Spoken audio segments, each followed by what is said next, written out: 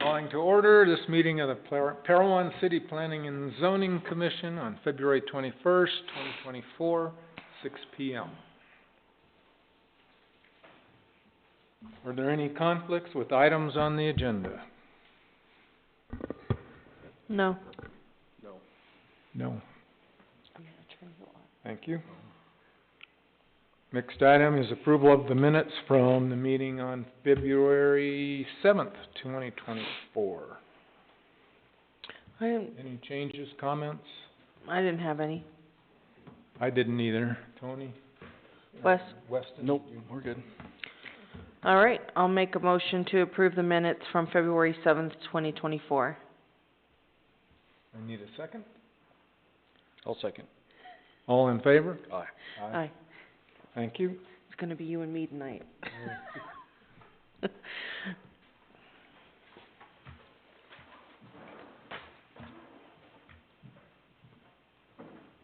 Oh. Hey, Weston, how are you? Now, our next item, it does not appear that our applicant is here as planned. I don't know if they're still on the way, or Dan, do you want to talk about it, or shall we reorder this? Maybe reorder it. I did tell them that it was at 6 and give them the location, so they may just be running a minute late. We'll probably have stuff to talk about for a little while on the others. Yeah, we might have to wait a couple minutes as we get into this. That's fine. I mean, it is what it is. Okay. So I'm going to reorder this agenda unless there's an objection on the table. And I propose that we talk about IADU code, internal accessory dwelling units. So the purpose of this discussion tonight is to reach a consensus on a path forward to take the code that was sent out with the minutes and the agenda, and hopefully agree that that part of that's pretty good, make any changes that we need to make, and then talk about the city's options on page 2, and any other options or things that we think we might need to consider in this regard.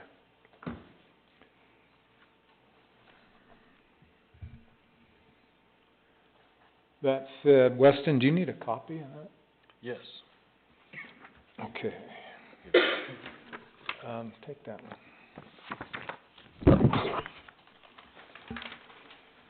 Just give me a second here to see if I can dig something out. For myself.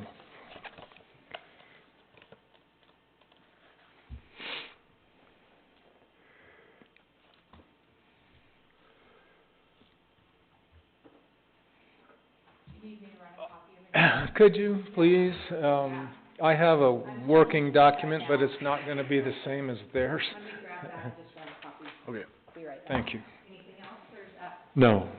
Does John want a copy? Okay. Yes, 2 copies.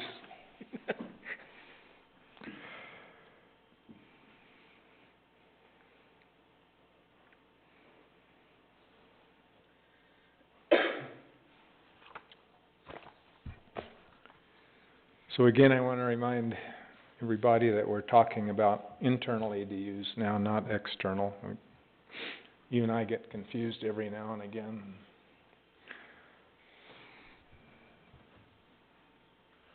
Oh, so we have it up on the screen. I'll just work off of that. So I'll start this off and I'll walk us through it. If you get tired of that and somebody says, yeah, all this looks good, then we won't do this. So I took the definition of an internal accessory dwelling unit out of the state code, and I listed that code there. That's 10-9A-530. And it means that it's an accessory dwelling unit created within a primary dwelling, within the footprint of the primary dwelling at the time the ADU is created, and for the purpose of offering a long-term rental of 30 consecutive days or longer. Any questions about that? Any discussion?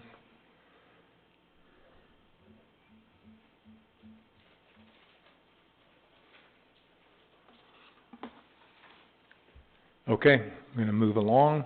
So the primary dwelling definition in also the same piece of code, 10-9A-530, means a single-family dwelling that is detached and is occupied as the primary residence of the owner of record.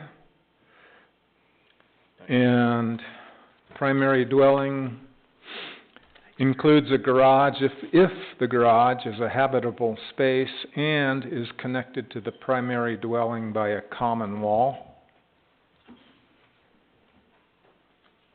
Questions, comments? So not a detached garage. Exactly. Mm-hmm. And then requirements as we get into code. Now this is all pulled really directly from state code. I want to be clear about that. We don't have a lot of options that we can restrict anything in these next few items. The reason why they talk about the garages like they do is because a lot of times people will convert a garage into rooms, and that's contemplated within the code as allowable. This was brought up frequently while this law or bill was getting debated at the state, so that's why it really but obviously if you took a detached garage, now all of a sudden you have not internal ADU, but an ADU, so that's why it's important. So, thank you, Dan. So requirements. 1, internal accessory dwelling unit is a permitted use within a primary dwelling unit located in any area zoned primarily for residential use and is located on a lot greater than 6,000 square feet.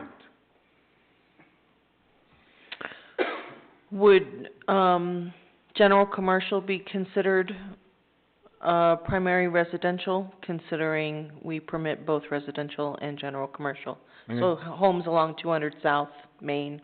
Yeah, I think the word primarily is gonna preclude that. How does that work with our code that we require 2,000 square feet and then for additional units, we have to change our code? Additional, So let's talk about what code you're talking about, which one? Well, we require them to build a lot of 2,000 square foot lots. Right. Except you can have a smaller lot if you've got a planned unit development. There are a few smaller lots in town already. So this, internal. yeah. So this is not gonna take up any more of the lot. Mm-mm. And this is state code, so I'm not really too excited about pushing back against that. Now, how does that comport with on page 2 where you said you can't restrict or require lot size? We can't restrict lot size, less than 6,000 feet. So the only lot size the state is restricting is minimum lot size is 6,000 square feet for an internal ADU. So you could restrict them by lot size. If it's 4,000 square feet. Well, it is restricted by the way the code is written. So we can't add additional restrictions by lot Right. size to say you have to have 20,000 square feet before we'll let you do it or something. Exactly. I think that's my interpretation of it. Yeah, no, that's it exactly. 6,000 square feet at least, but then can't restrict or require lot size. That means 6,000 square feet or. Right, we're not gonna tighten that restriction. We could or say loosen it. 8,000. Yeah, we're not gonna say 10,000 square feet. An IADU shall not be permitted on a property with a failing septic tank. An IADU shall not be permitted within a mobile home or within the property area of a mobile home.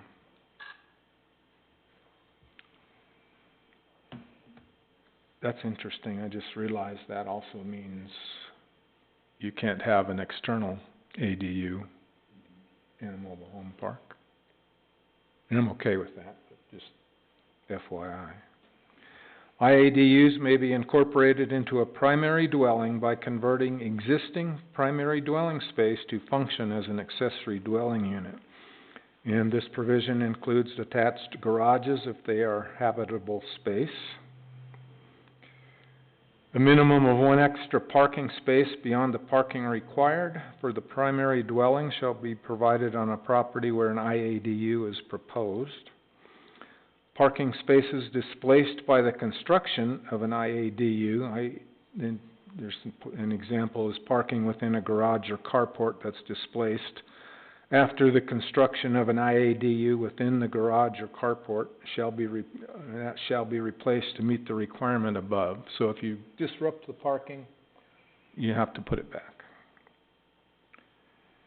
Required parking shall be paved with a hard surface and shall not be in tandem with parking required for the primary dwelling unit. So tandem parking is an important concept because that means somebody pulled into the driveway into what they considered a parking space, and then somebody pulls in behind them and considers that a parking space. That's not allowable when you're counting parking spaces. It doesn't mean it's illegal to park like that if you so choose, but you can't count that as the required parking. IADUs may be added to a primary dwelling unit by constructing additional dwelling space attached to the primary dwelling.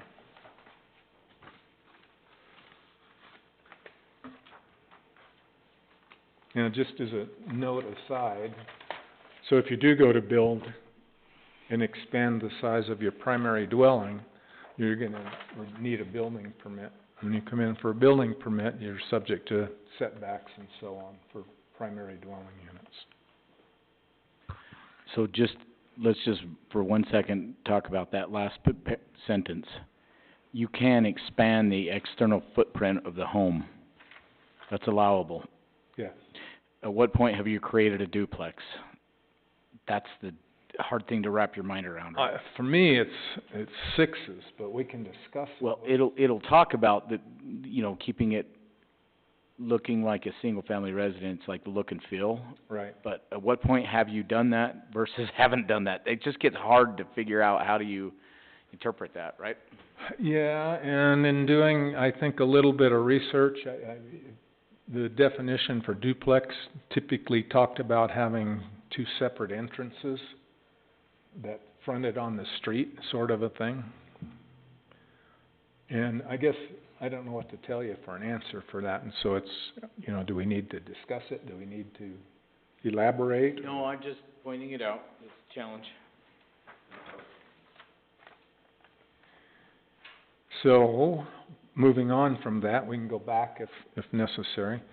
Architectural elements for new construction of an internal accessory dwelling unit space shall be consistent with the city's regulation of single-family dwelling units, including those located in the Historic Preservation District.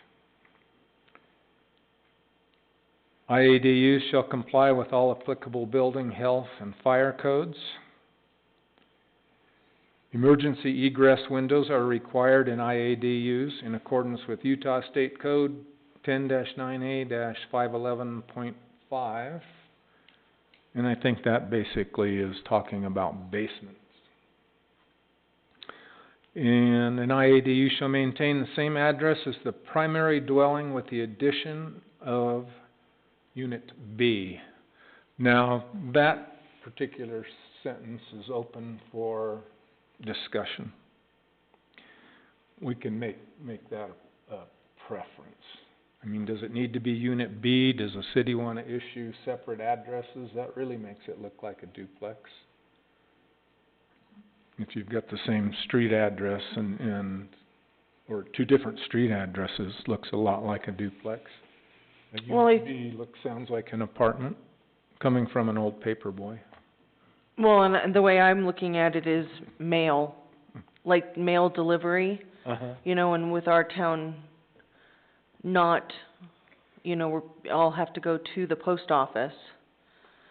The tenant is going to probably have to purchase A mailbox. a mailbox, and so, If we're not requiring them to put in separate meters, I don't think we should do an A or B, because yeah. that's too hard to, split up utilities if we're gonna do an A or B. What about a police call? What about a 911 emergency?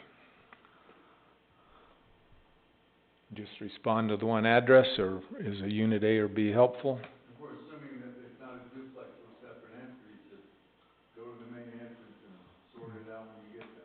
Good point, okay. All right, we'll leave that, so take us back to that in a minute, Judy, and let us go down and discuss. Is Oh. it mandated though? It says shall, but I know that's you've turned that into your own word. I think I took that out of a different piece of code from like maybe Henderson or St. George or somewhere, just to put it in there so we would discuss it. And I don't have a preference one way or the other, so It's just 'cause it's under the required list. yeah, So- at this point, yeah. We can make it a requirement, we could strike all of it or part of it. When you wrote this up, just to clarify, when you wrote this up, all of these items in here, under your requirements, are in accordance with the state requirements? Yes. So With- this, With the exception of that bottom one, I think that last one. Oh, About okay. Unit B is not a state requirement. that's not that one is not, okay. That's what I just wanted to clarify. So we can fiddle with that, okay. All right, so as we move through this, so we can't restrict lot size, I think we had that discussion. We can't mandate street frontage. So we can't go in and say there's not enough street frontage on the lot unless it fits in with our regular code. But we can't make what I would say just additional restrictions that tell us some minimum amount of street frontage, specifically for an IADU, property. And then we can't regulate internal connectivity, and I'm not sure that I even know what that means.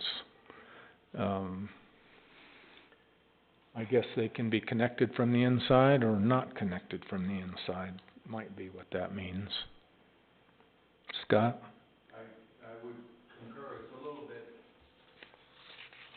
confusing when you talk about, you can have a garage, but the garage has to be connected. But then you say here, you can't restrict internal connectivity. It sounds like we're restricting or mandating internal connectivity. And so I don't know, maybe it means you can have one big bedroom and one big bathroom and everyone can share it and you can't restrict however they're internally connected. I don't know. And my take on that is we just don't go there. These can't restrict or require things that will be stricken. They won't be in the code when it's, Right, how many bedrooms or how many square feet or how many bathrooms or that they all have to have each separate, that's how I. yeah, the code doesn't really address any of that. All right, so here's where the city has options. Now, I just listed options that were, some of which I plucked out of state code. The other place that I kind of did some research, you probably remember this handout from a couple weeks back, the Land Use Institute accessory dwelling unit. They basically did the same thing. They combed through the state code. And they tell us where we have options, and I don't know if you might want to look at that, or... Actually, I have that copy. You have it? Yeah. Okay. So I'll start going through these. Again, these are up for discussion, so I'd be good for, let's keep that one, or let's not necessarily as written, but we'll address that topic in the code if we want it to, if we agree that it should be there. So here we go with what Judy was alluding to. We have the option to allow or prohibit separate utility meters for an IADU. So that's open for discussion. I suspect the city has some preferences? We have on the agenda for tomorrow's agenda, city council agenda, update to our water code that would say that there's a single meter per parcel Okay, unless they get special permission from the planning commission. That's exactly the way it's written. And then it has a guiding principle to administer that, but we're gonna wanna see a single meter per parcel. so if we build a duplex, someone builds a duplex, we're gonna do that? If it is a single parcel, then yeah. Well, if it's an R2 and you can build a duplex, it's gonna be a single parcel.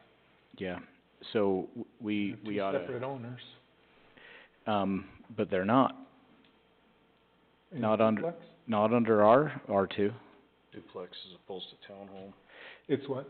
Duplexes and townhomes get crossed a lot. A duplex would be a rental, right? A Yeah. townhome would be individual ownership. I don't know if it has to be a If rental. we created the R2 zone that I would like to see that allows it to share a common wall, then you can bifurcate the lot and have separate ownership. But right now, you can build a duplex, but it's one parcel. It's one One owner, ownership. Okay, one owner. But I would like to see a duplex that has, the property line goes right down the middle of that common wall, and you have two different owners. That'd be a townhome. Yeah, well, it'd be a townhome, call it what you want, it's a single building that they share a common wall and there's different ownership. Our current code won't let us do that. We'd have to do an R2 too in order to do that, so. So if you're only gonna allow one water meter per lot, are you going to only allow one electric meter per lot? It's just water for now, because it's tied to water rights and, impact fees. It's all calculated based on the meter, and power is calculated totally different. That's why it's important, it's because it's how our water rights are now calculated. So right now, we have one of these that's already in existence, that's what A and B, somebody okay. lives up, somebody lives in the basement, one water meter, two power meters, but they have different addresses. Yeah. Hmm. So obviously this will be moving forward, but I'm just telling you the way that it's written that way on purpose so that, because the water rights are tied to the size of the meter, and the size of the meter is per door, basically. But if you have a multifamily, like an apartment building, and it's one parcel, but you have 20 units, we don't charge as though you have 20 different parcels. We say, what size of meter do you need? And the amount of water that you have to bring is based on what that meter is capable of. So if they just do a single 2-inch meter to run that whole apartment building, they'll bring the water rights for that, and we put 1 meter in. And it's all tied to the logic of the water rights. And the impact fees follow the same rule. Will that change what we already have in existence? No, it'll just be new building. So what do we do on these, They could always install. kind of across the street from the pool, or there's those, I don't know what they are, condos? Condos? Apartments? Are those all on 1 meter? Exactly. How they figure Oh, okay. Is So I, what we do is they're all allowed 5,000 gallons per door, Out of the, yeah, and then we calculate it up. If there's 4 units, they get 5,000 gallons. If it goes over 20,000 gallons, the homeowners association pays the overage. but they don't know who did it. Yep, correct. They Mhm. have to figure it Yeah. out. as I remember renting, I think water was always included in rent, and it was just utilities were separate.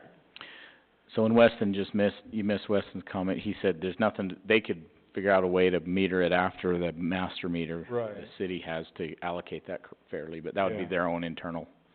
Yeah. Okay, so, I guess I'm hearing that we're gonna change what that says. So we are gonna prohibit, We would probably just prohibit separate meters for water, and we would maybe allow it for power, but it gives us the flexibility to do what we want. Right, so the way this is written now, it says separate utility meters. We would change that to separate water meters. Or we just stay silent on it and allow our water code to dictate water and our power I code. think our water code's gonna keep changing. Right, but I'm saying we don't even have to say any language in our IADU code about it at all. is Cause my it would point. just It- default It to allows whatever us the current. the state code allows us to allow or prohibit. I don't think we even have to have language on it. And then our water code can address it, the water meters, and power code could Well, address if you're comfortable with that, I look at it as, how does that get handled administratively when it comes to the counter in the city and you're not here? Can somebody read that code and say, well, here it is right here in code, we don't allow separate meters, and that's the end of that. If you wanna do something different, you're gonna have to, We're gonna bump be it up. in that game all the time for every new building permit anyways. Every building permit, we're looking at the utilities Okay. for connection fees, if there's impact fees, so we're gonna be pretty trained on that. And if it's an apartment building or a duplex or a single house or a building permit to allow an IADU, we're gonna look at it regardless, okay. so, So Dan, you're proposing that we just don't address that in code, yeah, in this code, yeah. in this code? Any objections to that? Any Mm-mm. comment? Okay, I'm striking that. And then that feeds back to the line up above about an IADU shall maintain the same address as the primary dwelling. I'm proposing that we delete the words with the addition of unit B. So what were you saying about billing, if, say on power, where we could potentially have 2 power meters? Well, that's why I was wondering about how many meters it's gonna be. Right. If there's gonna be if you're gonna allow 2 power meters, we can, I guess, do it, A and B, Would that be held to an individual case, or? I mean, the problem is, let's say somebody wants to convert a house to an IADU, and they wanna put in a separate power meter. I mean, they're gonna have, all the circuits are gonna have to be wired differently to a different box and a sub panel, and that's actually not that far out of reality. Let's say you put on an addition, and you're just gonna have the addition separately metered. Like, if you wanna do that, go for it, but there's gonna be a connection fee and all of that, versus I would think in most cases, people are gonna wanna just do it just cover the whole bill, bill it, include it in the rent, right? Mhm. But Sounds do- like a lot more work and maintenance and hassle for the city. It is a lot more work and maintenance and hassle for the city to add separate meters. But the question is, do we want to prohibit it? Or do we wanna just collect a fee that would cover our cost if they choose to do it? I think you allow them to do it if they wanna do it. I mean, I get into that space where it's their property, if they wanna do that to it, They could have their own meter and figure that out themselves too, that's what I mean. on electric, after your meter. After Could they do that on electric? Do they have? They have meters. Yeah, that's, They could have a branch circuit that feeds their IUD. yeah, your average, IAED. guy, yeah. You could, So if they really wanted to bill their tenant separate, they could just take I- care of that on their own. I would like to, on this one, maybe, talk it over with our staff, with Jeremy, power supervisor. Think this through from a billing standpoint and come up with a recommendation of what we'd like to see from just an administrative perspective. okay. Cause I think you could go either way. The question is what do we want to do? And are we trying to force people to swim upstream? What's gonna be the path of least resistance, and are we cool with that? And if so, then let's do that. Right, 'cause here's where I perceive the challenge is, so you build a new home and you decide to put an IADU in it. And at the time you build it, you say, I want 2 meters. That's a reasonable option. And so, like you said, they pay the extra impact fee or whatever they wanna do, and, they go from there. in the world, in the power world that we're living in right now,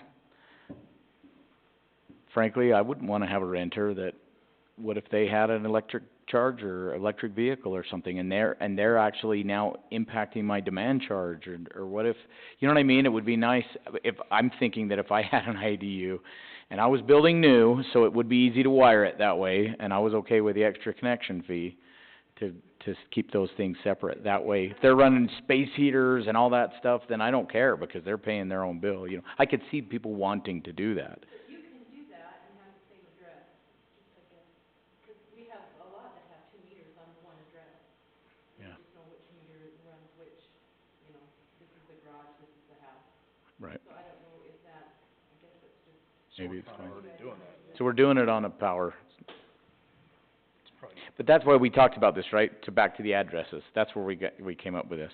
Yeah, So do we do that right now, and we just like label them the way we just label them differently? On the electric meter, Uh-huh. yeah. We'll label it garage or shop. And it's only one bill that has 2 meters. Okay, cool. But we Sounds also true. have the other way, where we have a house that has 2 electric meters and one's A and one's B. We do that with the, Rosenberg building, or not Rosenberg, but Jensen's building. oh, those are pretty new too. Everybody gets their own individual Meter and the A and C, power. either way it would work. What are they doing on water down there? Dan, you wanna take it, as you said, and talk to staff and Yeah, I'll do that. come back with a recommendation? I mean, that seems like a pretty straightforward thing, and I think that you guys have the primary concern here. Yeah. Okay, next item would be, I'll just put a question mark here.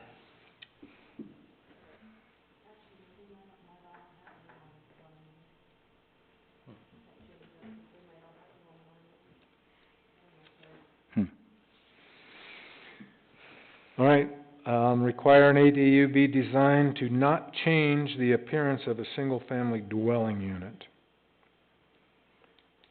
So interpreted, that would mean if you add on to it, it's gonna be the same type of siding, the unit's gonna look contiguous. Half of it's not brick or... Is this already restricting them to a single IADU? Mhm. It is. The state That's what I'm restricts saying. it, yes. Yeah. So I'm just gonna make a little bit light of this. So I think what we're trying to avoid is like a Weasley house from Harry Potter, where you have this weird, of course they have all these weird bedrooms that jut out and they don't work. But you know what I'm saying? You have this house and all of a sudden you're like, what is that horrendous thing that's now attached to that house? Right. How do you, but now you're getting into this subjective thing of how do you, cause I could see why, let's say you pick some random subdivision in town, and there's CCRs there, you know, they're already really concerned about how everybody's look and feel and size of their home and everything, and the next thing you know, there's this gosh awful thing that is now an IADU that's attached to it, and everybody's up in arms. If you had something like this, it'd be like, well, no, it needs to remain the character of a single-family residential home. I don't know how you define that, but I do really hear what you're saying. A separate entrance on the front that has its own address, that's clearly now a duplex. Well, a little bit more clearly a duplex than not, but I don't know. I mean, I've seen some houses, and you never know which door to go to, because they have a front door and a kitchen door and a patio, and I mean, I just, how do you even do this? I get what it's trying to do, I just don't know how you do it.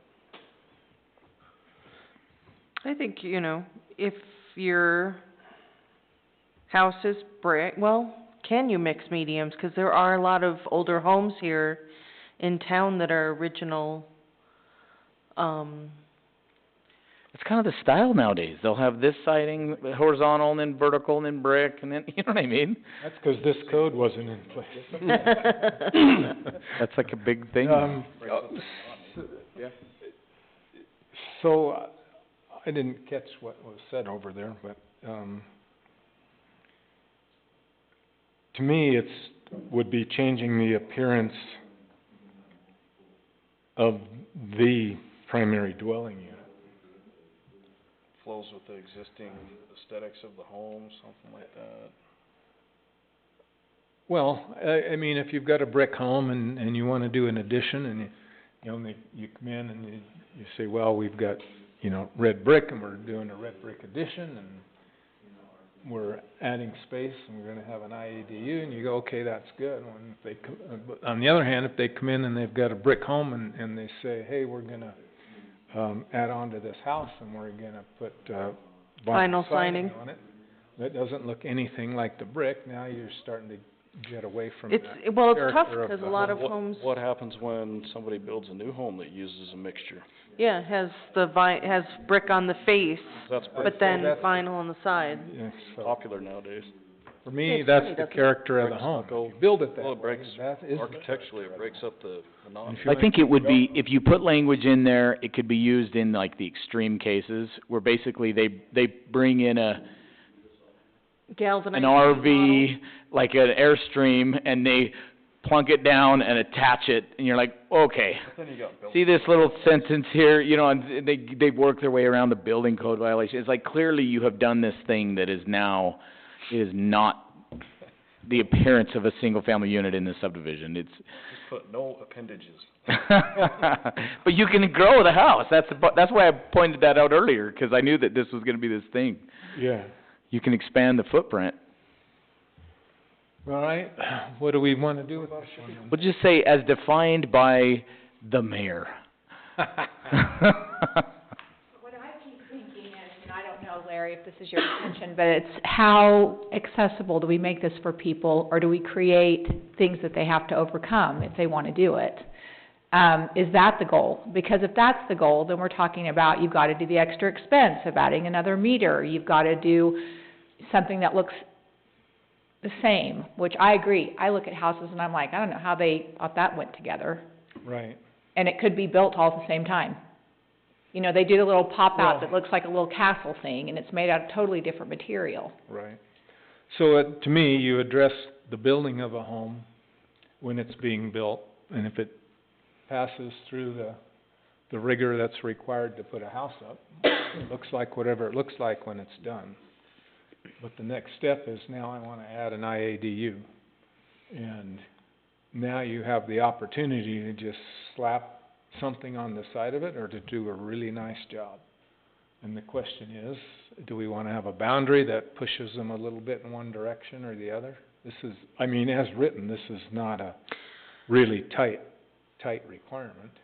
Can I, just a thought that just came to me. I think that internal ADUs, if I had to speculate, are gonna be created more likely in the original footprint of the current dwelling. If someone is going to be putting in money and an investment to expand, they're probably more likely to do an external ADU, where they're building a granny, mother-in-law suite, that kind of thing. If I had to speculate, if someone's because I think internal ADUs is potentially a easier, quicker way to, Existing space. right, in an existing space. So I don't know, So, at least in my years of being obsessed with this, that's what, I think it depends on your external ADU code, 'cause if external ADUs are not allowed, then people are gonna just add on to their house.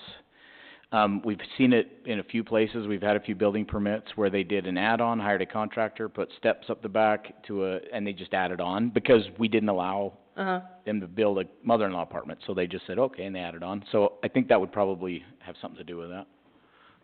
And I would just put out there, from my perspective, we're not really here to try and second-guess what people might wanna do today or tomorrow, or what they did yesterday. We're kinda here to put together a piece of code that steers things in the direction that we as a municipality would like things to go. There's always gonna be challenges, there's always gonna be outliers. And I hear from Dan over and over again, we don't know what to do, 'cause there's nothing in code that addresses that. And so, think about that as we put code in, is how do we, keep some things in there that just kinda keep us in the direction we would like to head. So I'm not sure what you told us. I heard you say you didn't I just think when we get into the look of something, I don't know how you interpret the look of something. Okay, I mean, people pop on an addition that's a totally different look of the house in the front. right. And from what I know, we allow that. So again, I'm just wondering if this section of the document is basically trying to address making it a little more difficult to do, or is the goal just to rein it in just a little bit? That was just my question. Can you state your name, ma'am? Yeah, that was my question from the audience. Okay. I'm thinking Aldo Biasi's house, where they just popped an addition on the back with siding onto a brick, Uh-huh. and that very well could at that time been a mother-in-law deal, Yeah. Well, the other thing And is, it doesn't have the look of the rest of the house. yes, they problem. can get a building permit to put an addition on their home. They don't have to declare it as an ADU when they do that. And at that point, we're not gonna say anything about how the outside of their home looks, more than likely. However, if they do come in and we put something in code and they're adding on specifically to make something an IADU, this puts up some guardrails. And if we don't think it's needed, I'm good with that, just somebody, Can I ask a question? yes, please, Okay. John. So it says, designed not to change the appearance of a single-family dwelling unit. I'm a pretty simple thinker. So if you have a garage, attached garage, and you want to add a house on top of that to be in a IADU unit, that's actually totally changing the appearance of that dwelling unit. Are you saying on top, like a second floor? Yes. We can't do that in our code, I don't think. The internal ADU would be giving up the garage space and converting that garage space into that unit. Actually, doesn't our code say that they can add on to the house? Or it has to be in the footprint, or they can add on. We have one on 300 East, it's just Yeah. that same thing. Yeah, I think you can add on space and declare it in IADU. Okay. So I think you could go up. You can- And it does change the look or the character of the house, but if it blends in, and it's also, I don't know, we've been using brick, I've been using brick in as example. If they build it with brick and it's got this, same sort of a roof line or something that's tied in, I think we're probably okay. Do you need a building permit for that? Yeah. And how do we differentiate between somebody who wants to just add on to their house, not for an IADU? We Yeah, don't. that was my point That's earlier. the point, yeah. Yeah, we Yeah, I mean, don't. so then we become the tastefully, We should just stay out of this one. that's our limit. All right, I'm striking it. Strike it. Any objections? Okay. If subdivisions wanna have CCRs that are really restrictive, then they should, and most of them do. And most people live in a subdivision that is like that 'cause they want to, and Okay. some of them, like me, don't, because they don't want to. Yeah. 'Cause they don't want people complaining about my trailer. I know you don't live in Parowan, do you wanna? Let's not go there. I've been getting beat up about that lately. Okay, I'm gonna move us along.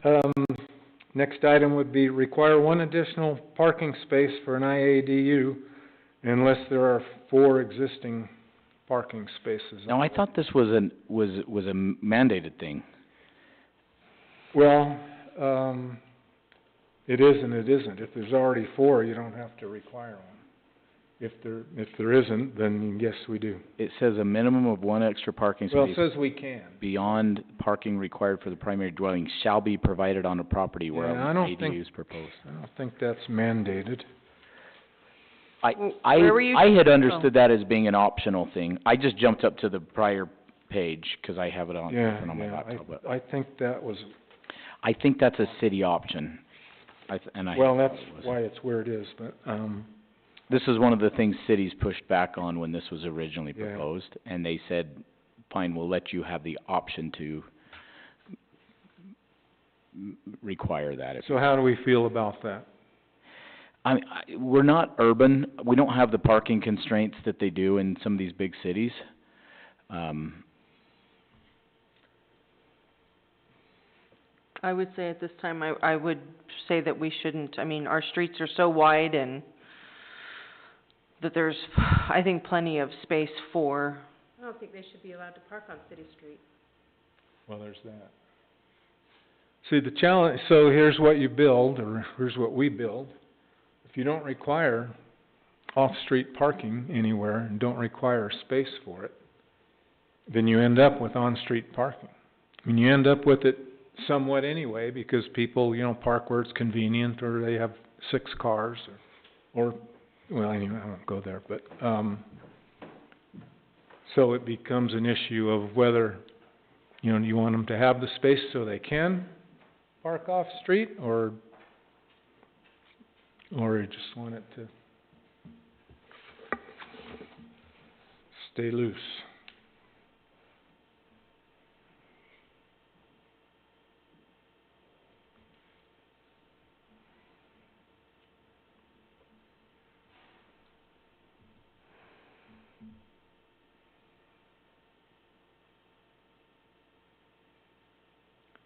Silence is deafening. I know you're all thinking. I mean, I really could go either way. Weston? I kinda think you should require parking space. Require a space? Yes. Anybody else? All right, I'm leaving that one.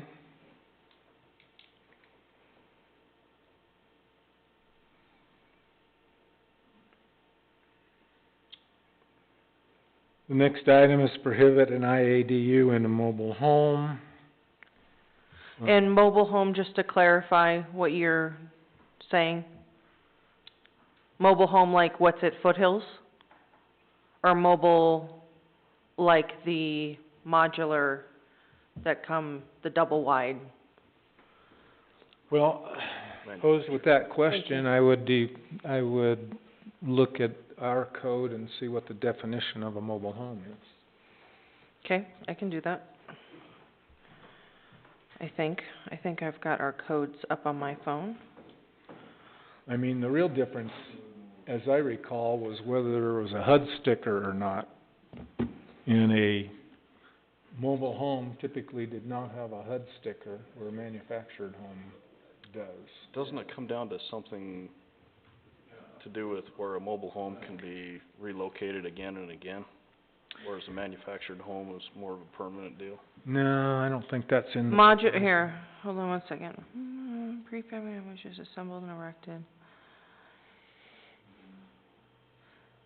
So a modular home is classed as a mobile home unit, until it is placed on a permanent foundation and complies with all governing building codes. A mobile home,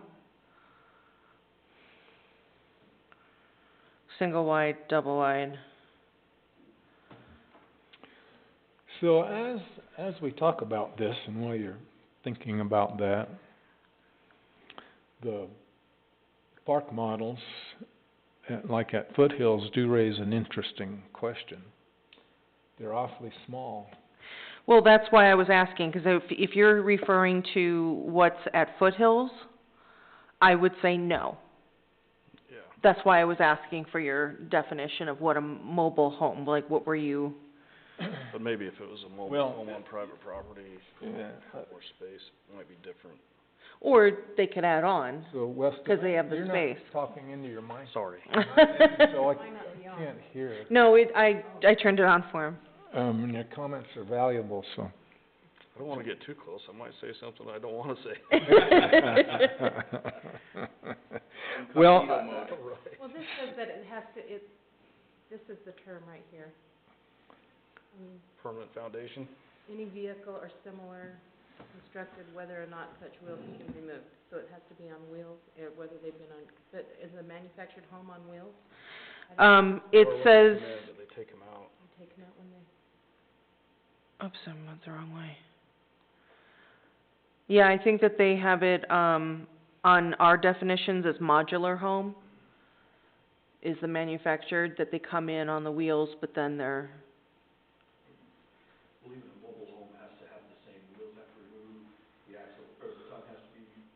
covered.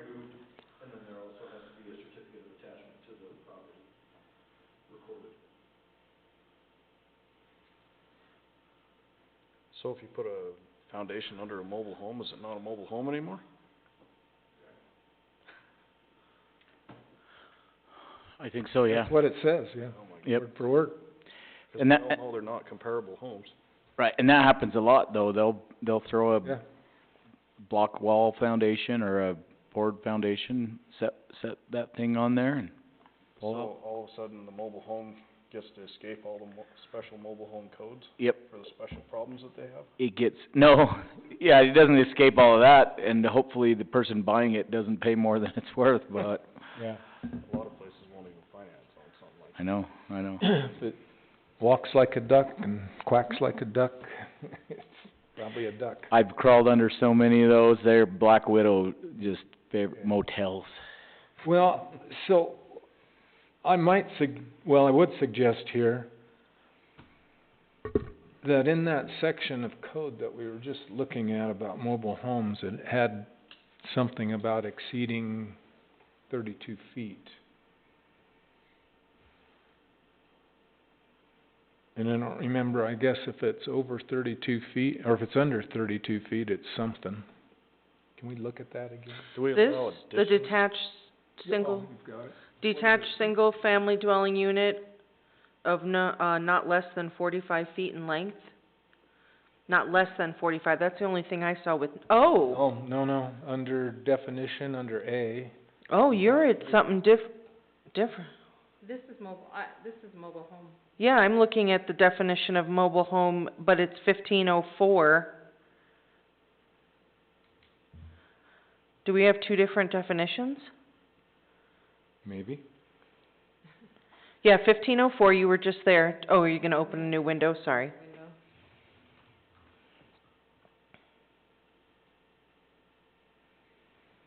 Don't we currently allow additions on mobile homes?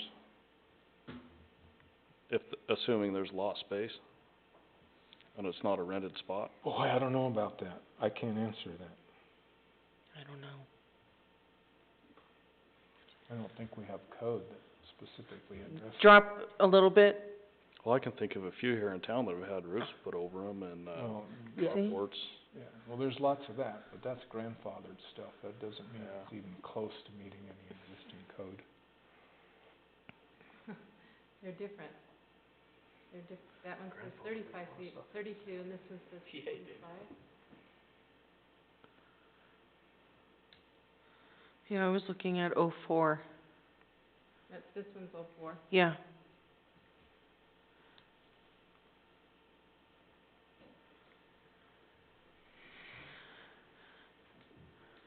And the other one you had was under what that you were looking at? Oh, mobile homes, 46, okay. Maybe this is talking, I don't know. I don't know about our code.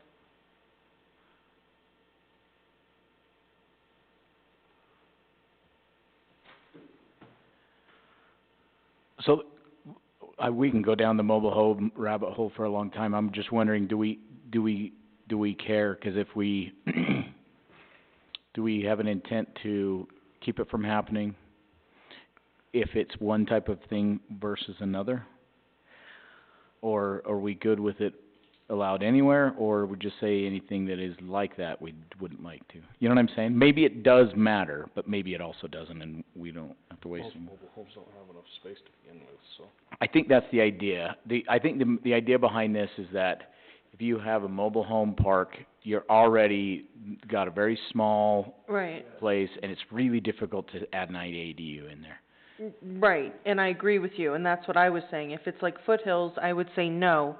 But according to our definitions, a single wide and a double wide Right. is considered, and, you know, I know that there's many of those around town. So the definition really does matter in your mind? Well, I was There's just, some circumstances, it's like, that doesn't make any sense, and in others, you're like, I could see it. well, it could. If they've got a property, and it's a single wide or a double wide, and they wanna add on to it but in a mobile home park, I mean, maybe that's just the way to differentiate, is saying, where are we, where's your wording? Good notes, where's your wording go? So, we could say, prohibit IADU in mobile home parks. And then that way, if somebody has property and they wanna do it, then, but in a space where you're confined, and most of those homes in the mobile home park are going to be single, and those, I agree, are not big enough to be able to have a separate unit. Plus, they mostly have CCNRs too, Yeah. that would stop it. How is an IADU any different than just renting rooms in your house? You come on up here and get on this commission, and you are more than welcome to debate that. I would say, I wouldn't say You're gonna sit down that, there and bite your tongue, then I wouldn't say that renting a room is an IADU, but if you are creating a kitchen, By definition, a dwelling only says a residence of sleeping is a dwelling. is a dwelling. When is there, in building codes, is there anything that says, like, you have to have That a I, Or doesn't kitchen? say that there's I don't know. cooking. I'm just I using think our there's some definition cooking. of dwelling. So to me, if you're renting rooms in your house, that's an IADU. So then you try and apply that to a mobile home, and it's like, what? What was our definition of Apples and IADU? Let me apples. go back Well, to that. So, Have a definition of IDADU? Hold on. the definition of what? IADU. They have the definition of IADU. Oh, yeah. Require. Absolutely, that's the same definition in the front of our document. Means an accessory dwelling unit created within a primary dwelling, within the footprint of the primary dwelling at the time the IADU is created, and for the purpose of offering a long-term rental of 30 consecutive days or longer. It doesn't say that it has to have a kitchen or... Right, it does not say that. Yeah, I agree. Yep. It's pretty small, but, so, I'm taking thank you, by the way, Keith. Appreciate the comment. So I think we were settling on prohibiting IADUs in mobile home parks. Are we good with that? Yeah. Okay. We're moving on from there. Now, the next item is require a permit or license for renting an IADU. And in yellow is my comment that I suggest that only in the event the IADU is occupied by someone other than a related family member. And those family members are typically defined in state code. It doesn't go to second, third, and fourth and fifth cousins and all of that.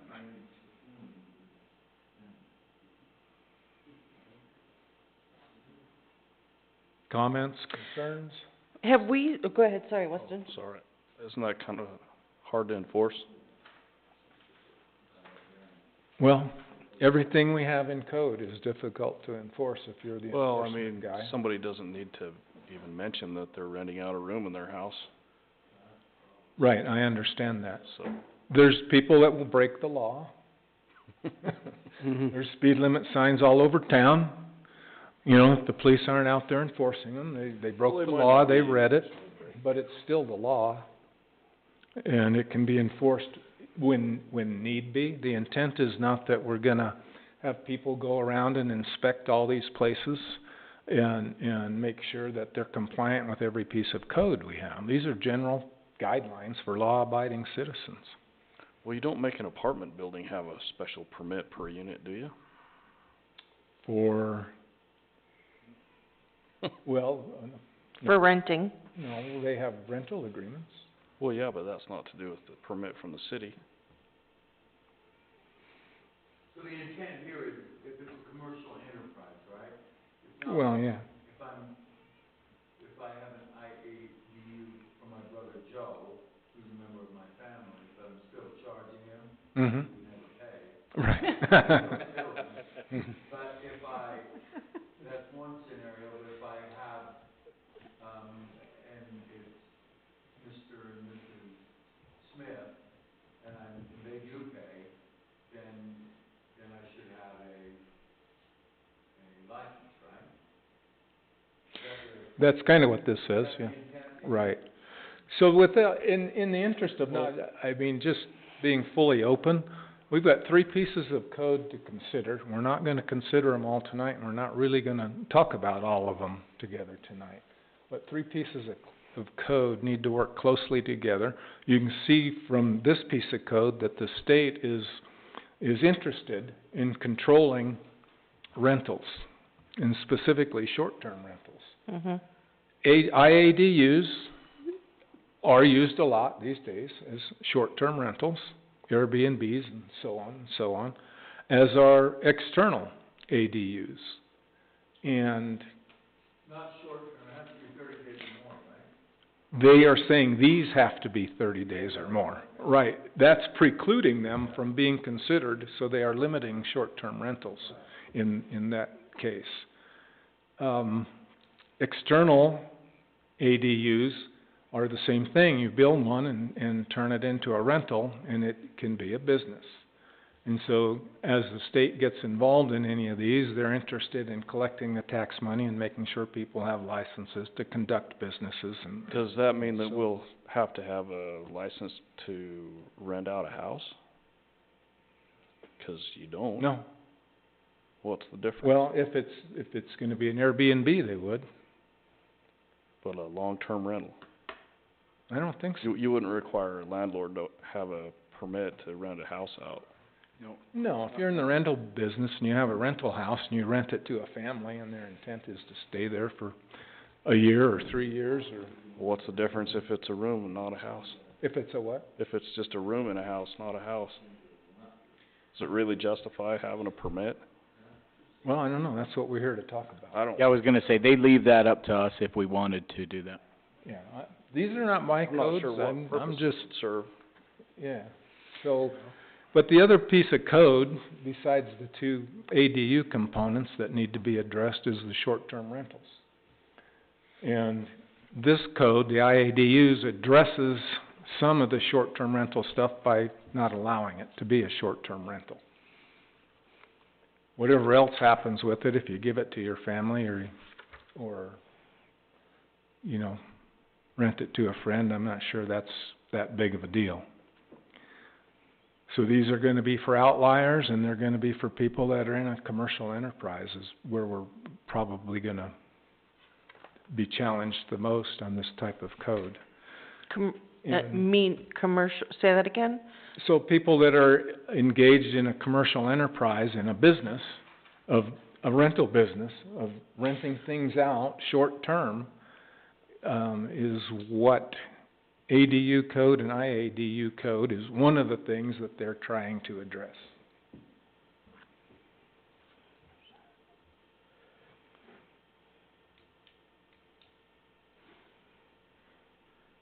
So taking us back to the document, do we Well, wanna... and I really don't, I'm not beating this horse, I'm just backing us up to the context what this was designed to do. This was designed to force cities to allow people to rent out part of their house. Yeah, In a way, to address, housing shortage. Yep, yes, even in an R1 zone, you have to allow it. right. Then they gave a few things that you could restrict, but ultimately, the whole point of this law was to actually allow rentals of part of your home in the environment that Mr. Burns said. Right, so looking at that, and think about why the law was put in place, you know, we're back to this document. And what do we wanna do to allow people to do this? And if they're allowing people to rent out part of their house, if it was your mom or your dad, you wouldn't rent it out and you wouldn't tell anybody. You'd just do an addition and you'd just move them in. But if you come in and claim it's gonna be an IADU, you know, you've got a different case on your hands.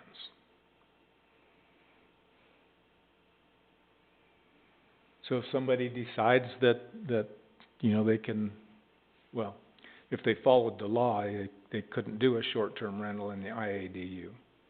And if that was the case, maybe we don't actually need a license. With the short term, they are required right now, correct, to have a, Yeah. Business license. yeah. Well, I'm leaning towards striking that line unless somebody sees a compelling reason to hold on to it. I don't see what purpose it would serve. Okay, out it goes. Okay, next item, prohibit IADUs in certain areas. Now, I referenced a piece of state code because it is a long, difficult to interpret kind of a thing that talks about if a zone comprises a certain percentage of your total land or something in your city, it's a mess. I'll read it to you. See if I can find it here.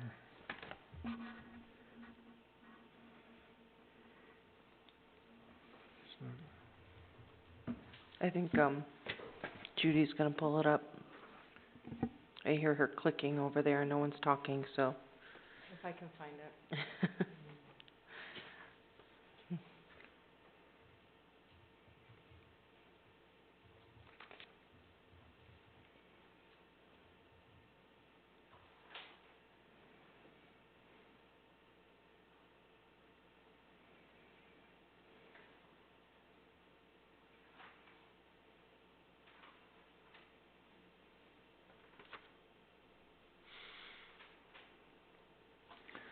So here goes, this is Land Use Institute's interpretation of some of the state code.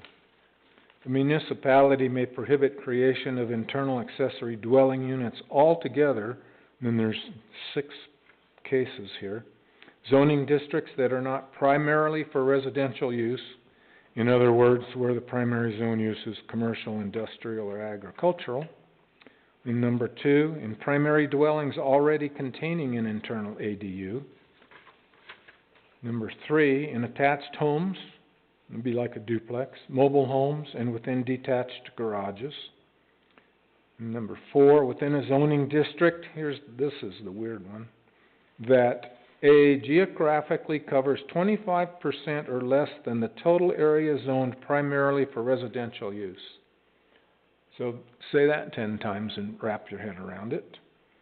And then B, geographically covers 67% or less than the total area zoned primarily for residential use if the main campus of a state or private university with a student population of 10K or less is located within the county or municipality.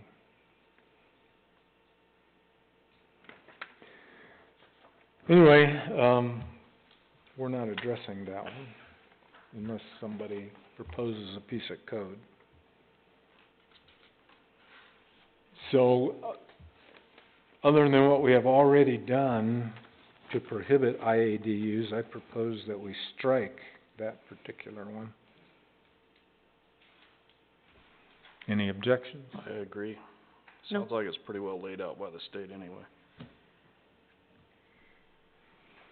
We can prohibit an IADU if lot size is less than 6,000 square feet, and I think did we say anything about that? Well, our town already has a minimum of 10,000, right? Yeah, and there's So- certain circumstances under PUD that you might be able to get less than that, but it's gonna be rare. I think if That would prohibit mobile homes. It wouldn't really matter as long as they had a parking spot, would it? What the lot size is? I'm just looking here, 'Cause so, we're not talking about an addition, just existing space.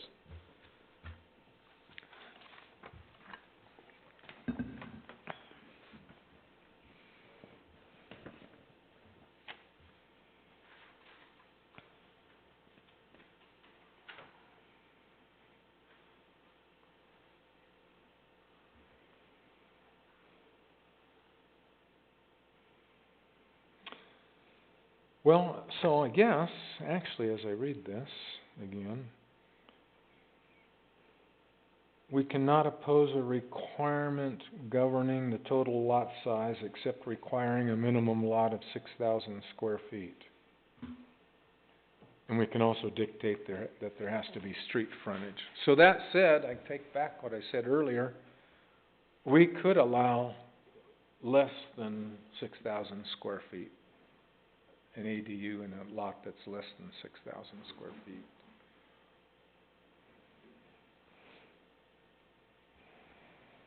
So if we look at that, we say 6,000 square feet is what, 2/3 of a quarter acre?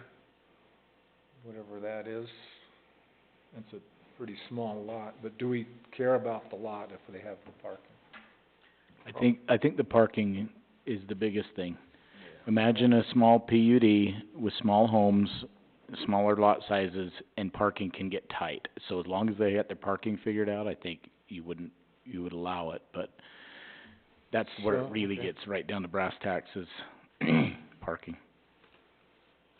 All right, so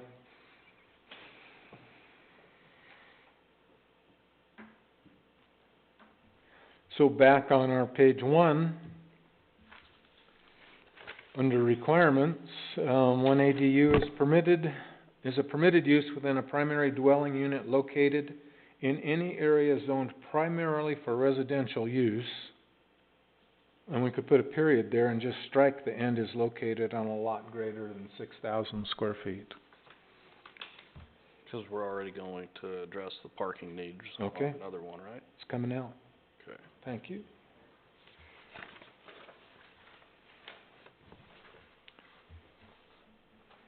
And past that one. Prohibit rental, for less than 30 consecutive days. That's an option for us. We can do it or not do it. Oh, really? Yeah. I thought Of course, that was... it flies in the face of the state's definition of an IADU. Now you're talking about Airbnbs, right? Uh-huh.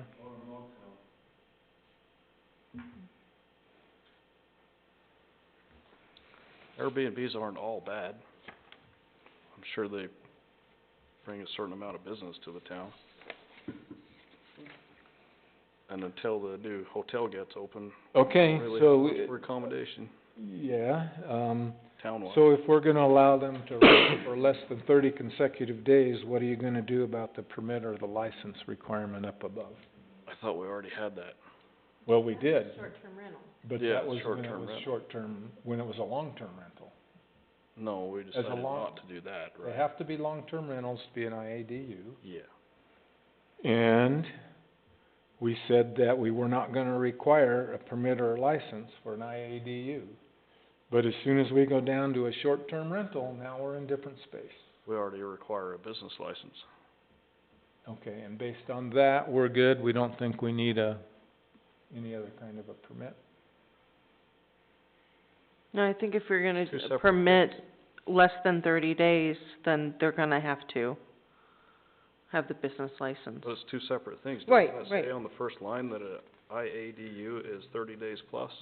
Yeah. So short term's a different thing, not an IADU.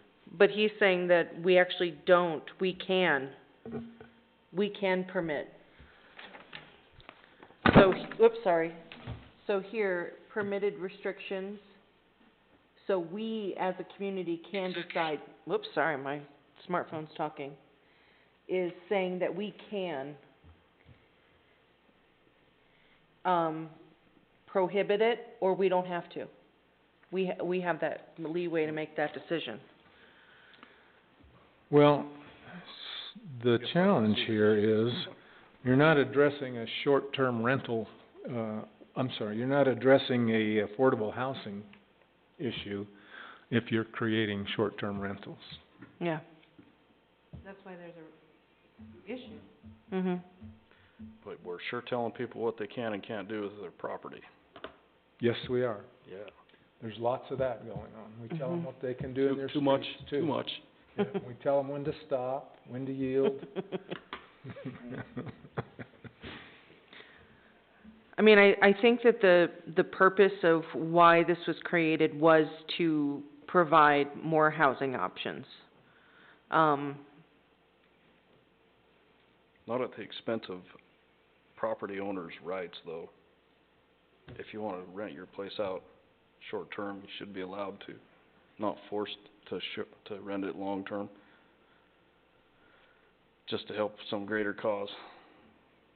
This is America, right? It is.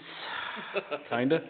Not all by yourself, it's not. It includes all of us. I'm torn because I have my issues with ADUs because of, it is a big piece of the puzzle that, or a part of the puzzle that has created housing issues. But at the same time, I do see, well, if someone wants to create one, they should be able to, so. Well, I mean, if we permit them less than 30 days, they're gonna have to comply with getting the business license. And if they're good-hearted and open up a living space for someone for long-term, then they're not gonna have to.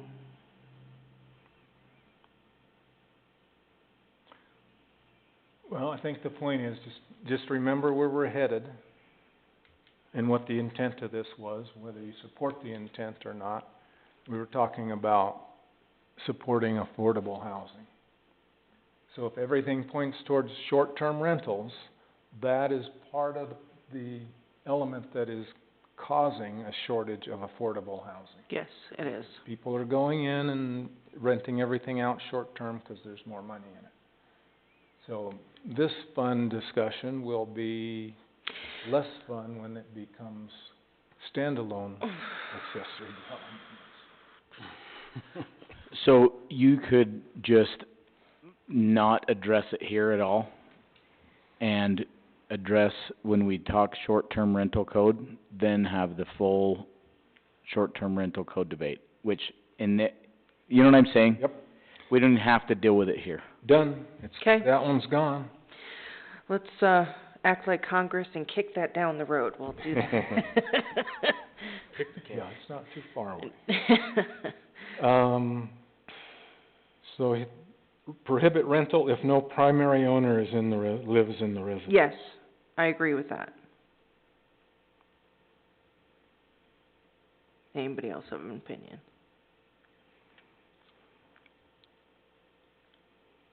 Comments, issues? I got yours. Weston, What's that? how do you feel about that one? No primary owner in residence?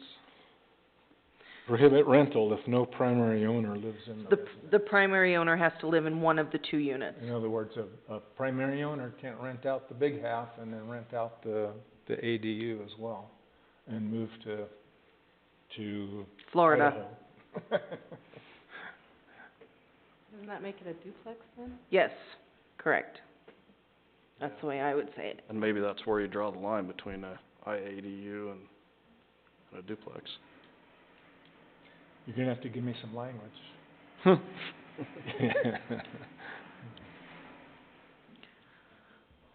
Well, I've always viewed I view duplexes different, but So, to not belabor this, let's think about the process.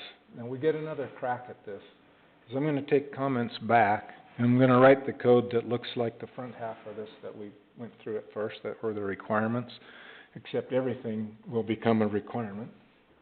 And then we'll look at it at probably the next planning and zoning meeting, and we'll go through the document again, and at that point, we need to decide if that's something we wanna have a public hearing over, if we're ready for that.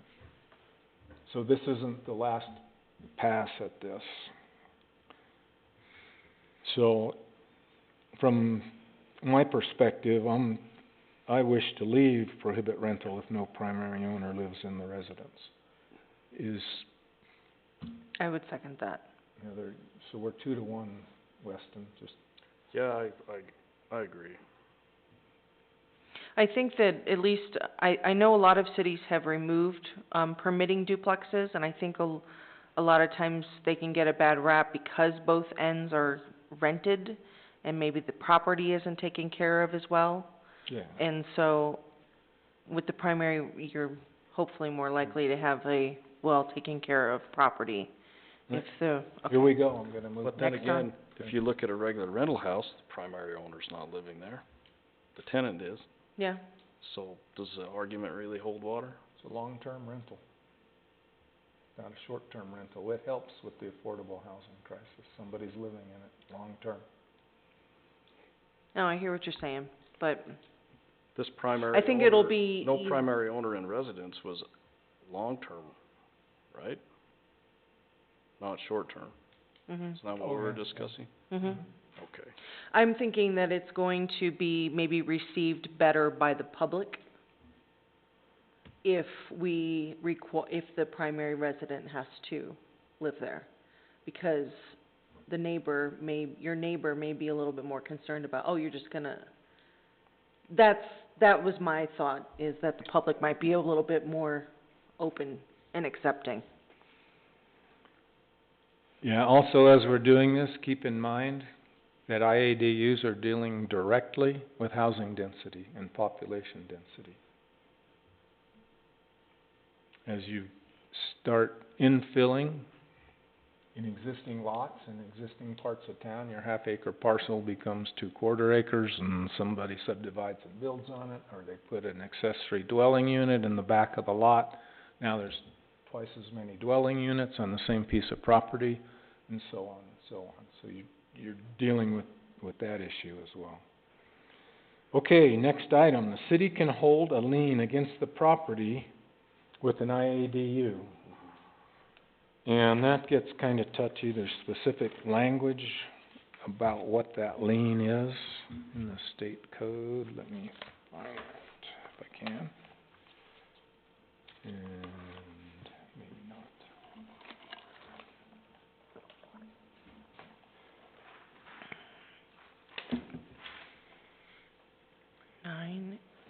9A530. I remember this one being quite contentious when it was being debated. I wouldn't doubt if this gets challenged, maybe even legally, and they end up stripping it out later or something. Yeah. I think we'd want to have a good reason. And then administratively to do it is a nightmare. Yeah, so just More work for the city. bear with me for just a minute. You're good. If any of you wish to look at it between now and the next meeting, the code reference is, for the state code, is 10-9A-530, and it's, 1, 2, 3, it's, in Section the 5. outline, it's section 5. Is it what's on the screen? It most certainly is. Thanks, Judy. If you say, I got it, I'll quit looking at my paper. Oh, no, I'm sorry, I should have, sorry. It's all right. So, I don't recommend that we go through this, but basically it's a provision that allows the city to put some teeth into it that notifies people that this isn't, internal accessory dwelling unit, and what happens if violations are noticed against the property and so on. And I think it becomes, for us, it's a question of if we want to do that or not. We would have to do it in accordance with that code. Okay. And so for now, I'm going to leave that.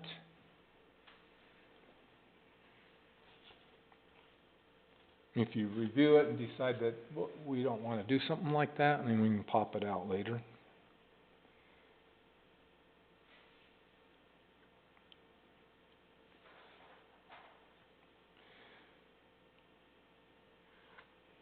The next item, city can record a notice to the IADU. That's the same stuff. About a lien. And then, let's see. Oh. So that last item, city can record a notice of IADU on property with the city recorder in accordance with that state code. But it's basically the notice advises owners and buyers that the IADU can only be used in accordance with the city land use regulations. So this gets into something that, if you buy a home and it has an IADU in it, and you don't know anything about that and you like the home, you look at the floor plan and you go, wow, this would be cool to rent out or do something with it, or we can have mom live here.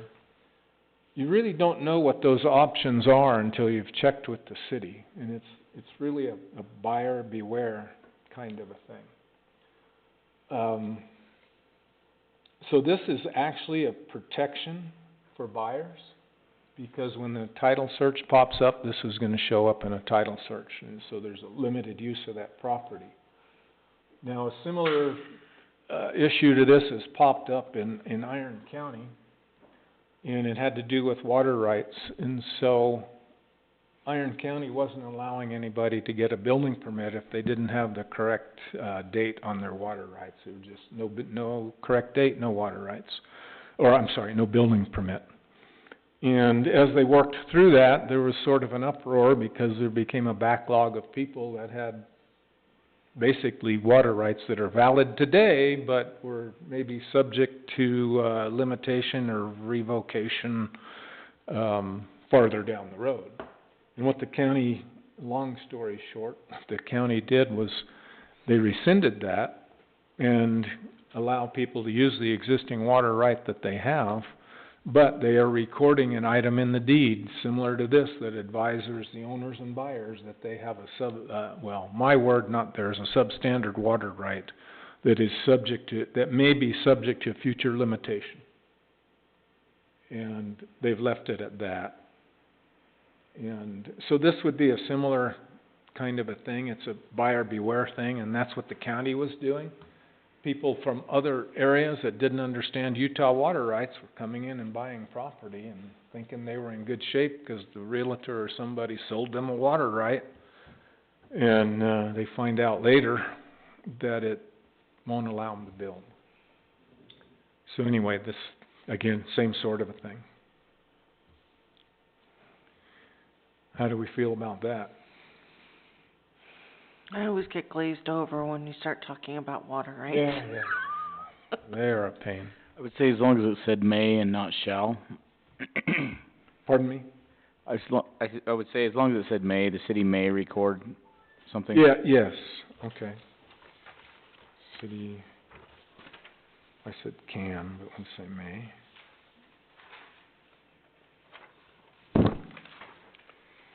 My belief is that if we agree to do that, it should be a shall, not an optional thing. That I'm having a bad day and we won't do this one, and I was just thinking, because we may not be aware of all the IADUs that are out there, so.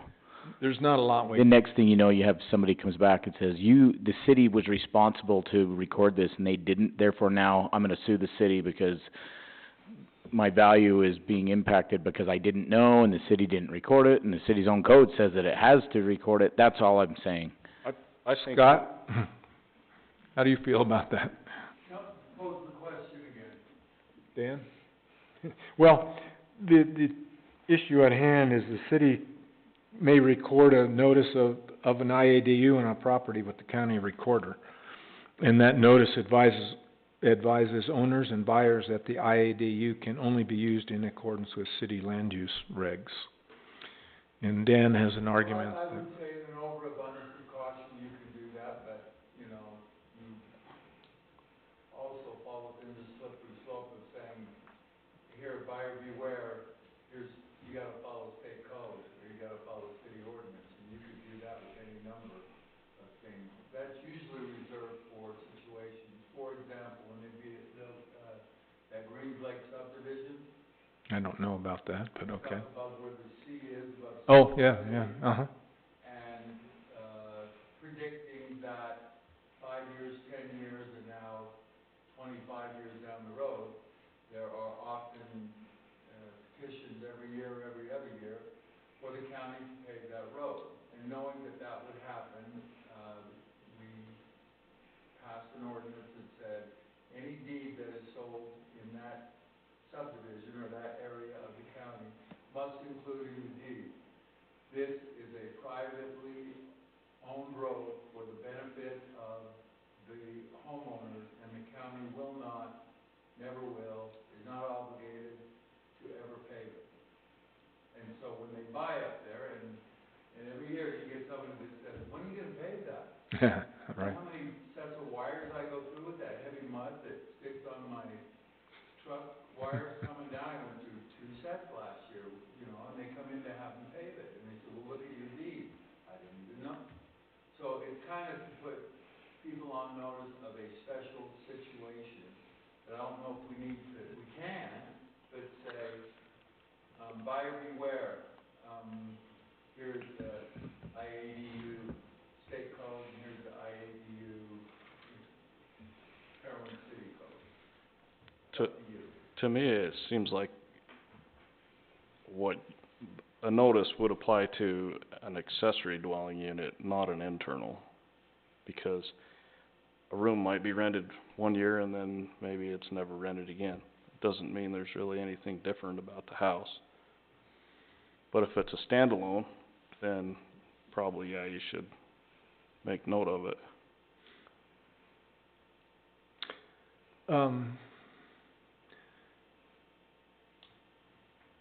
So the only, I tend to agree with you, the only thing that I think might be an exception is, so it's not being rented at the time they buy it, and they come in, they don't know what it is, and they decide they wanna rent it.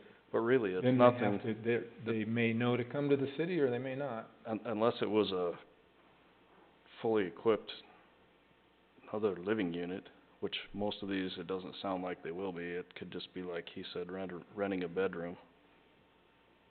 So really, what is it? It's just a house, it's just how you're using it. But doesn't that kinda get back to whether the realtor's being very honest or not? I mean, we've had properties that were sold and somebody will call and say, hey, do you know that they're saying this? And that actually, they can't say that because that's not allowed in the city.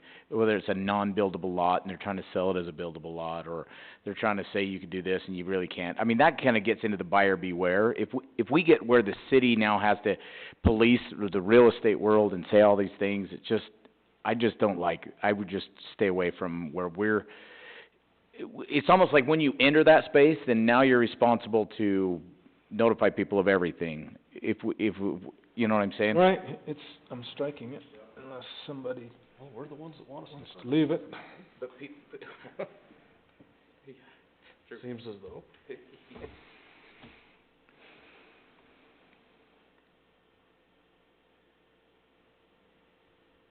I think Dan's right, maybe just don't go there. Yeah, I took it off. So I had some concerns there that are not necessarily concerns about short-term rental or, well, IADUs at this point. They're probably concerns over,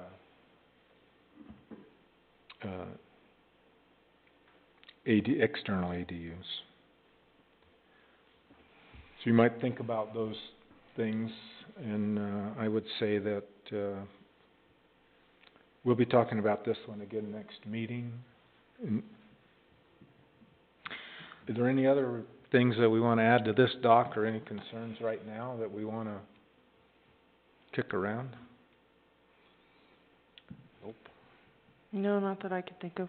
Okay, so I'll take this, I'll put into code what I think we have left in here, and take a look at these other concerns, be thinking about those in relation to, external ADUs when the time comes. I may crank that into the agenda next week it sounds like we might be able to be faster through this document now that we've kicked out some of the real basic stuff. And we'll go from there. Any more comments on IADUs? Okay, thank you for that.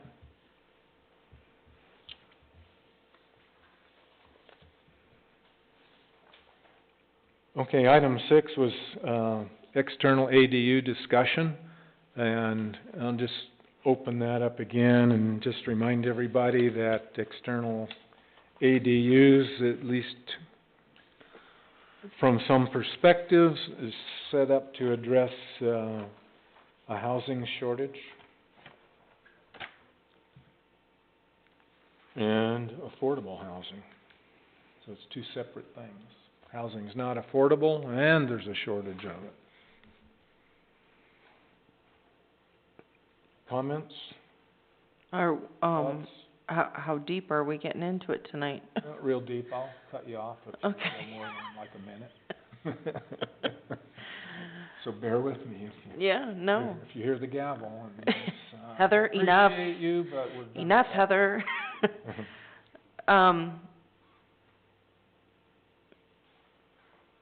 Well, I mean, I think, I don't know where to begin. Sorry, I'm just really tired. I'm having a hard time even completing a sentence today. Yeah. Okay. Go ahead. Well, I'm just gonna talk about it in terms of code. I'm not gonna get into too many whys and wherefores. So, think about how we feel about, we don't have to discuss all this tonight. These are just things to, get us thinking. How do we feel about what zones we should allow? And I'm just gonna call them ADUs now, and I'm not including internal ADUs, but I'm tired of saying all four of those consonants in a row. So, what zones do we want to allow accessory dwelling units in? What size lots? How many do you want to allow on a parcel? And, Depends on the size of the parcel. okay, well, that's fair. How big can they be? I mean, in relation to, say, one instance could be in relation to the size of the lot. The other could be in relation to the size of the primary dwelling. I'd say just to lot size. Okay, well, yeah, Would be hold my those opinion. thoughts, My 'cause opinion. we're not gonna get real into that. Again, it's food for thought. Dan? I think that we ought to definitely consider ADUs in R2s and R3s, where we're already considering multiple families on a parcel. Mm-hmm. Seems like a given to me. You wanna have a casita on an R2? Uh-huh. Makes sense. What's the difference between that and a duplex? Wouldn't a lot of Okay. Judy, are you getting these notes? Some R1s. That's the real, I think the R2s and the R3s are the easy stuff. It's the R1 But that you're decide capturing. really, what do you allow and what do you don't. Thank you, because I'm not able to keep up. I'll get them, sorry. My personal opinion. What else? Those two matter.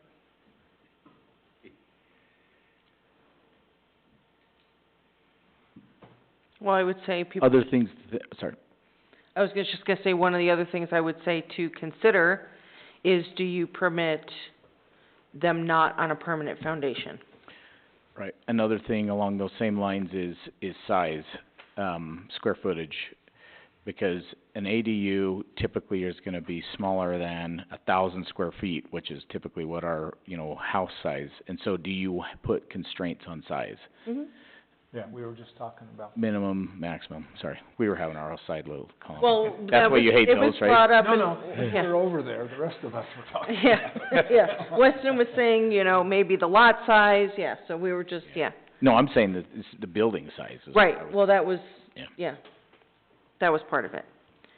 But yeah, I would just say, collect your thoughts on not on a permanent foundation. So let's try to think of what, issues non-permanent foundation would create, like someone could put a camp trailer in and call it No. an ADU, No, we could put rules on it. or a tiny home. Yes, yes, ding, ding, ding. Yeah.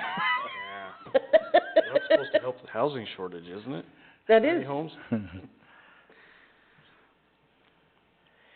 So we need to address whether a tiny home counts as a ADU? yes, correct. Then someone's gonna say, well, what's the difference between a tiny home and an RV? We would define it. We've had that discussion.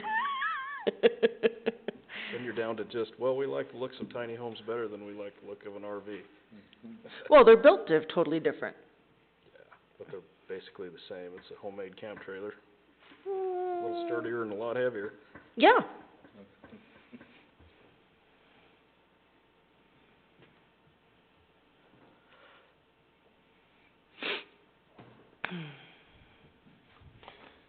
Okay. Any other thoughts, concerns, things that we wanna kick around on ADUs? I just wanted to ask on, you had, under your concerns on your paper, IADUs over a garage, and I thought that that was already something that we didn't permit here because of when the bed and breakfast was here, wanting to make their expansion. Wasn't that part of the problem, was having?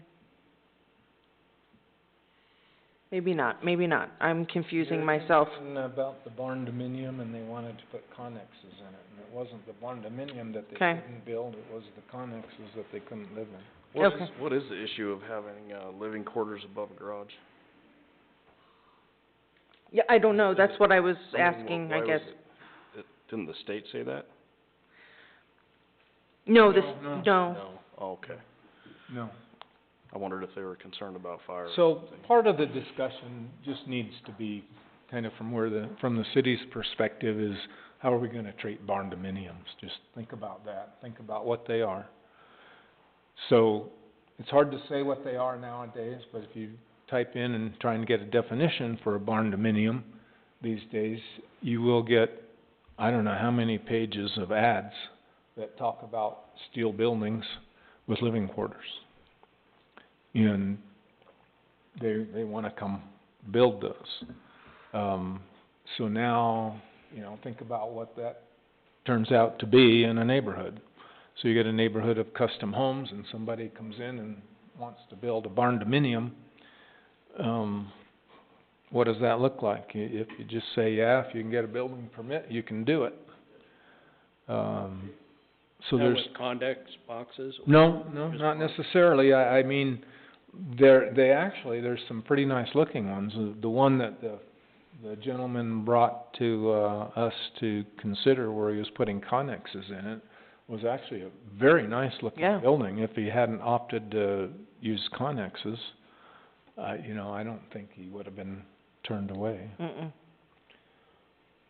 So, anyhow, there becomes issues, so also think about a barn dominium. Lot So size comes to mind. people, yes. I think we already have down. So a barn dominium typically comes in, and the way it is often presented is, I'd like to build a barn dominium and I'm gonna live in it while I build my residence. Mm-hmm. And if somebody says that, that's great. But what if the plot plan for that comes in and it shows it dead center at the front of the lot? Is that what we have in mind? I mean, 'cause there are very attractive barns, and there are rectangular barns that are just, a two-car garage. And so, do you say, yeah, you can have a barn dominium, but it needs to leave space for the home in the front? Okay, because in the end, it's an accessory building? Or do you allow a barn dominium to be declared the primary dwelling, if that's what somebody wants to do? One of the prices that we pay to live in a village Yes, sir. is that we may not like what everybody's house looks like or how they choose to utilize their property. Yeah. Exactly. If we were to live in the boonies Hmm? with the sagebrush, Yeah. then we wouldn't have anyone to pick at, right? Yeah, exactly. So, put some thought to that.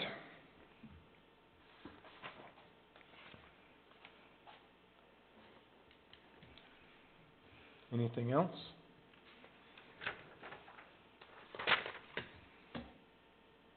I don't think I could come up with anything else tonight if I tried. I will add one other thing about a barn dominium, just a piece of history. So, the internet claims that they originally came into being in Texas quite a few years ago, and they were used by stockmen and ranchers, and they basically put living quarters in them so they could keep their animals downstairs and not have to go outside to feed them or take care of them when there was inclement weather. And they were typically simply pole barns, and those of you that are familiar with a pole barn, you're talking about typically a building that has poles in the ground, but it doesn't meet the ground, so the wind can whistle underneath and that sort of a thing. So, anyway, just info. We've got the Ramblay, that's gotta be Parowan's first barn dominium. Yeah, there you go.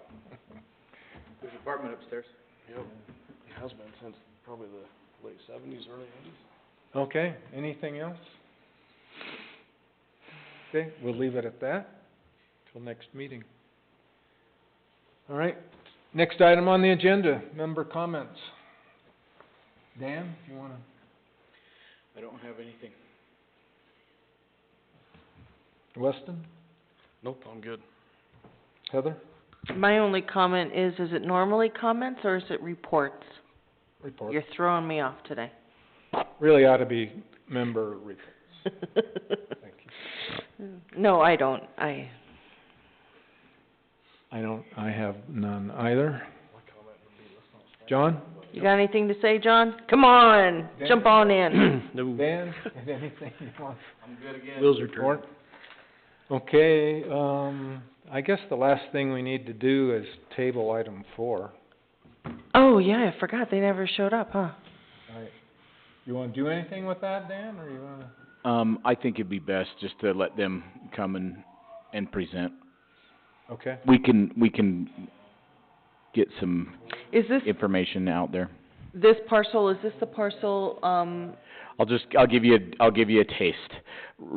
Just due east of the Eagle Rock subdivision. oh, no. Is two parcels that are owned currently by Russ Emery.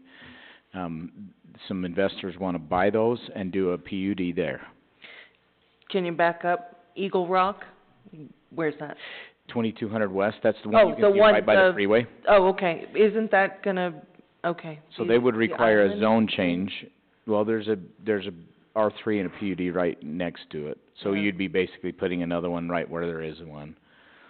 And then they have a different parcel just down the road, which is commercial, which they wanna use for sales, like a model home and do sales from there. They wanna run their business from there, which we would have to either zone change that to industrial manufacturing, which the future land use map actually has it as light industrial, which is weird, or adjust our table of uses so that it's a conditional use that you could do sales in commercial. You would never want them to do manufacturing in commercial, you want that to be an INM, but right now it says that they can't even do sales in commercial, which seems weird. So that's what essentially they wanna come, they wanna show us pictures, they wanna show us projects they've done in other areas, and so we can see the look and feel, and that's what they're gonna propose. Seems like you should put sales in commercial. Yeah, right? It's just not allowed right now, so do we adjust it? I was just curious where the parcel, what the property was. Do you need? If you take those and put them into the parcel viewer, it'll pop up. Oh, Yeah, okay, I know. I've just, yeah. If I hadn't been a little thrown away my busy. laptop, I'd Just FYI for, as this tries to move forward, so a zone change has to be submitted, a request for a zone change needs to be submitted by the property owner. Right. So that's not the case at the moment, right? They're not submitting that yet. They're wanting to show what their idea is, because they would have to go through, they'd do a zone change and a PUD, would do it simultaneously, because both of those would have to go through this body and then the city council.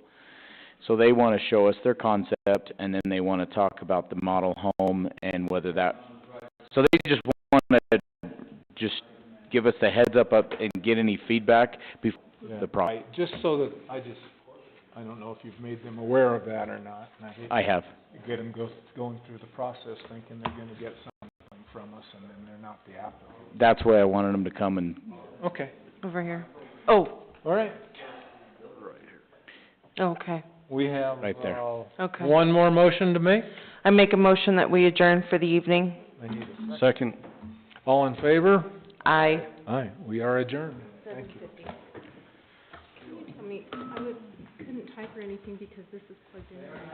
Can I unplug them? Yeah, that's the owl. Oh, okay, sorry, I didn't dare do it.